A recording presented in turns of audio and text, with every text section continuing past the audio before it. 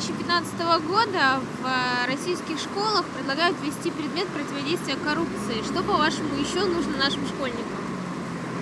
Сложный вопрос. Я думаю, и противодействие коррупции тоже, наверное, я не знаю, это для старших классов больше, не для средних. А что еще? Ну вот нормы ГТО вводят. Это большой плюс. А так, в принципе, больше ничего не могу сказать. Наверное, просто нет идей. Про коррупцию даже никогда не думала, что это им нужно знать в таком возрасте. Не знаю. Когда-то у нас были, еще в наше советское время, очень хорошие уроки,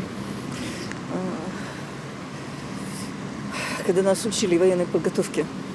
То есть у нас была норма, даже тот же автомат Калашникова разобрать и собрать, по-моему, минута норматив. Ничего, мы все успевали. Вот это, мне кажется, важно.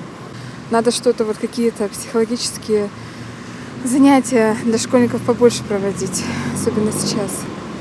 Да, больше ничего, мне кажется. Нашим школьникам надо нормальное базовое образование.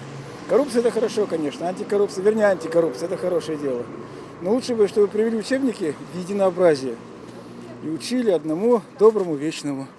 Я выросла, уже не знаю. Современным школьникам этот предмет, собственно, совершенно не нужен. Коррупции как таковой вообще не должно быть. Только с ней у нас не борются в стране, вот и все. Она для жизни в обществе коррупция не нужна. НВП может развивать, потому что есть мнение о том, что у нас армия на данный момент по себе уже не может представлять ту базисную задачу, выполнять ту базисную задачу. Их надо переподготавливать в школе. Год в армии ничего не даст, по сути. Поэтому НВП, еще раз НВП. Нам тоже надо с детства учить, в школе приучать деток. Естественно, не с первого класса, конечно, где-нибудь с классов, допустим, после 9-10 класс, где они начинают более-менее соображать, что такое коррупция.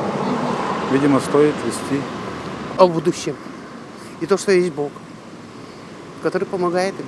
Может быть, политику больше. Потом